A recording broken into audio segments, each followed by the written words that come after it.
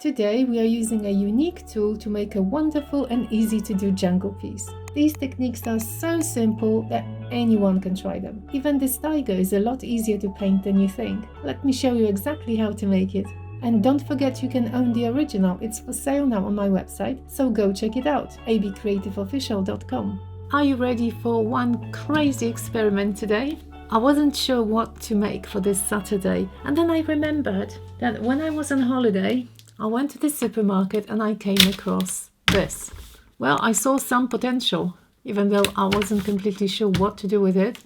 I just thought this is really interesting and we might come up with something fun. Of course, I haven't tested it. It's nice and clean, so you can see. We will be testing it together. The canvas for today, we've got a nice 30 by 30 canvas.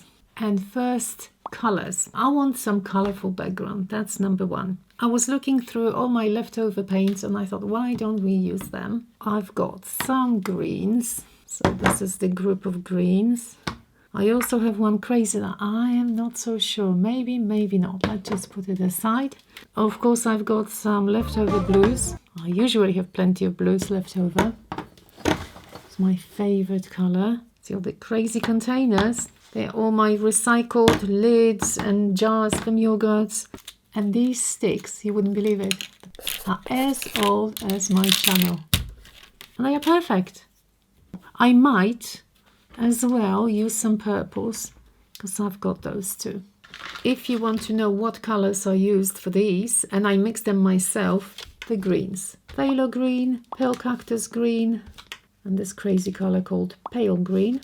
I also added to this one a little bit of burnt umber. For the blues, I mainly used Prussian blue and then I mixed it a little bit with phthalo green. I also have velvet purple and titanium white and a little bit of turquoise, so that's this color. I'll show you the consistency of the paint. Runs off the stick very nicely. You know it's good when it's uninterrupted and there's a little build-up. Roughly 1 part of paint to 1 part of Floetrol. Sometimes I add more Floetrol, that's just 1 part. These were leftover paints, so I sprayed some more water because some of them were becoming a bit thickish. And now I check if every one is the same consistency. If they're a bit too thick, I put a bit of water in them, just like that. Depending on the result you wish, you have to plan which technique to use because each technique will give you slightly different outcomes. I could do a ring pour, but that will make you lots of lines. Do I want lines? I'll start with, let's call it the blue section. I have a blue, green and purple here. And they will intermix, but I want bigger chunks of color to be seen somehow, if that makes any sense. So that's my bluish corner, which will be joining green here. Maybe I want a bit more blue. As you can see, I'm not that careful at all. We'll be moving it and messing it about. The other ones, these were cool greens. This is a warmer green, but I'm hoping it's going to mix somehow and it's going to be fine. All right, time for some purple. Well, no! Oh, emergency. Well, scraped it nicely so we can proceed. And this deep purple. While I'm spreading it, I am wondering how do I want to move it. In the end, I haven't added this one. I just wasn't sure. Let me move it a bit.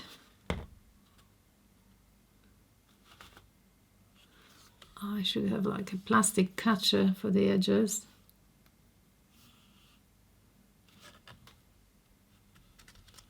Oops. Don't worry if it goes on the table. I am going to do the edges using the drips. I was wondering whether to add gold, but I didn't in the end. Oh my goodness, this is the biggest mess I probably have ever made. Whoa, I'm liking the colors. I just wonder, I think I want them a bit more blended. So what shall we do? I could do a swipe, but that will blend everything. How about my crazy hairdryer? That's a good idea. Health and safety first, so this is dangerous. I don't recommend it to anybody. I made it myself, but I'm an art teacher, so I can handle it. Oh, by the way, if you want to see me go into more detail, head over to my Patreon where I post extended versions of my tutorials every week, as well as much more. You can get lots of extra benefits and help support my channel from just $2 per month. Maybe a bit more blended here with the blues.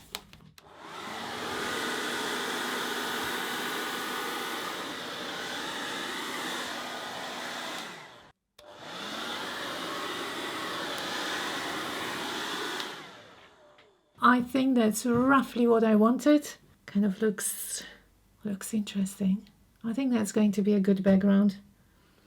For whatever I'm planning, I'm still not sure what I'm planning. So now, time to do the edges. All of them are covered, but this one. Okay. And I'll collect the paint, of course, because I don't want to waste it. The table is cleaned now. This is upside down at the moment. I added a little bit more blue here. And this is the paint that I've collected. Are you curious what the color will be? So I mix it together. Okay, so I'm keeping this. See, I really don't like wasting anything. And leaving this to dry. Completely dry now. See how shiny. I like the outcome. And I am happy that I've got sections as I wanted with different colors. It's easier if you are applying paint separately. If that was a flip cup, I wouldn't know what I'm going to have, and it'll be all more mixed. But that was my plan. Also, you always have to factor in that the paint will dry much darker. I'll show you one next to the other, the wet and the dry result, and you see how much darker it is. I've got my mat. I'm thinking of two different options. I'll do it one way this week. And perhaps we can test another easy option in the following tutorial. I've never done it this way, but perhaps that will be something interesting, like part 1 and part 2. I'm going to choose the best section, just like that. And I bought these 3 beauties. Liquitex spray paint. I only spray painted a couple of times with my students when we were doing street art. What have we got? Light violet. Oh, I don't think I can even read this one. Phthalocyanine. Phthalocyanine? I could read it. Blue. Blue-green shade. Looks like this one is going to be metallic. And phthalocyanine green blue shade. Oh, okay. Unfortunately, my studio is not the place I can use spray paint, so I'll have to go outside. I'll take you with me. I always work at night, so it's going to be dark outside. So this is my setup. I have to make sure that the mat doesn't move. Oh, it's pretty cold now. And then I don't spray my feet. And we'll start with a green. And I'll be spraying from above. Green on green. Oh.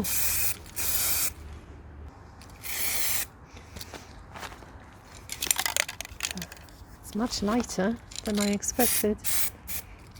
Purple.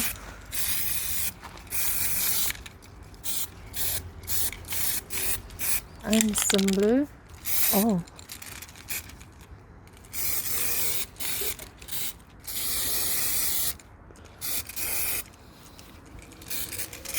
The blue left some dots, not sure why. That's probably more than enough. I know it's probably silly to touch it when it's still wet, but I am just super excited. I have to see the results. So, oh my goodness. Oh my goodness. This is so, sorry, this is so pretty. Okay. As you can see, some of the leaves are a bit more prominent now with a little bit of shadow and highlight. And I don't mind all the imperfections actually from the pour. I think it should be like this, otherwise it'll be too perfect. So what I'm going to do now, I'm going to paint this section white. And I know you will be very surprised. Why am I doing it white? You'll see in a minute. Painting it white so we don't see all the background. Now I promised you something exciting, So how about a very cute tiger just peeping through the leaves? That was my idea. So the inspiration came from Rousseau's painting of a tiger in the jungle. Obviously, having all those leaves, that was the first thing that came to my mind. So tiger it's going to be. As usual, I am drawing on a piece of baking paper because I want to reposition my image. I don't want to draw straight away here because I end up rubbing off so many times if I don't like it. But of course you can draw here, or you can use tracing paper, you can use even carbon paper. This is going to be fun.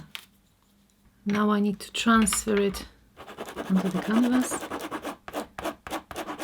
This time it's more to do with just positioning it in the right place and having the right proportions than anything else, because of course once I paint I won't see anything here. I just want to see where I'm putting the eye. Okay, time to mix my oranges and maybe burnt sienna. Let's see what colors will look best on him. I think that it's going to be easier painting the whole face orange and then adding white. Now what do I have? Burnt sienna, yellow ochre, orange yellow, deep yellow as well. To be honest, our tiger doesn't have to be so realistic. The leaves aren't, they are fantasy leaves. And Rousseau's tiger is not, well, I just say it's not a very realistic one. It's nice that it's so small, so it's going to be fun. Just a little tiny painting. Try it on.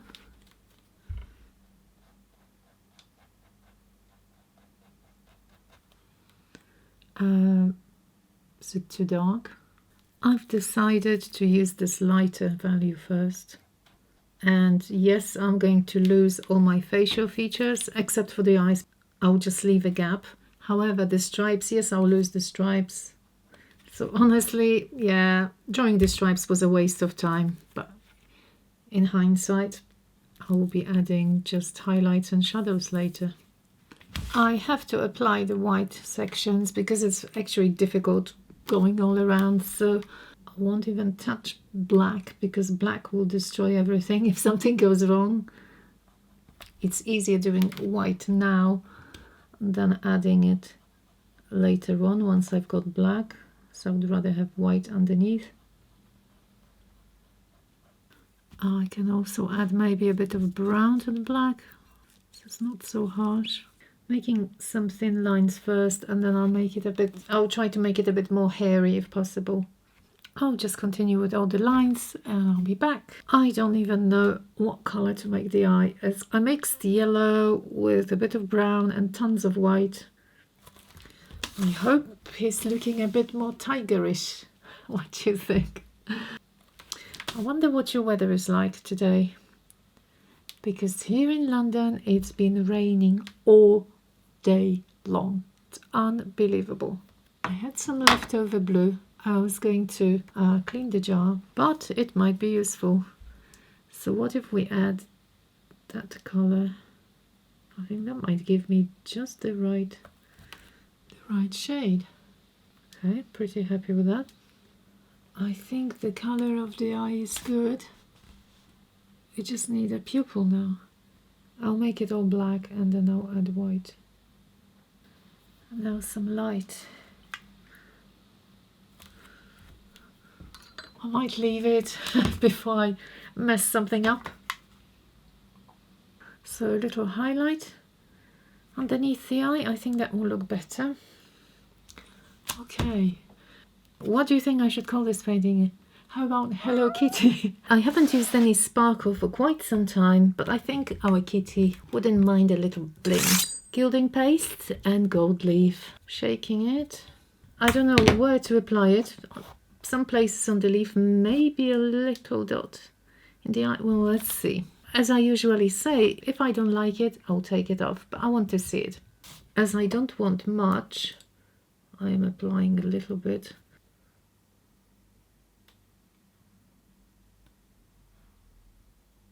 Little bit here. It's funny, but what I find the most difficult with applying gold leaf is that I forget which section I applied it to. I was thinking of applying just to one leaf first, the whole leaf, but I've decided against. I just want a bit more. Well, I think one drop In the eye will be nice. I don't know. Can see some shiny bits. But as I said, I can always add more. So now I'm waiting roughly 15 minutes. I like cutting my leaf. That was the eye.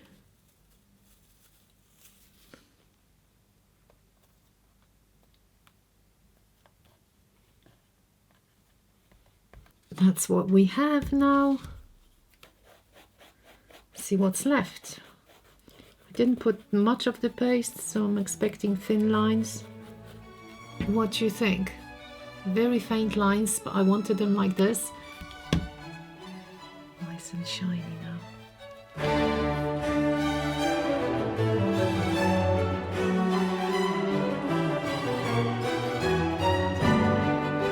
Well, there we are. I really hope you enjoyed, and I hope to read your thoughts in the comments. If you would like to help support the channel, consider checking out my Patreon, where you can get extended versions of all my tutorials and more.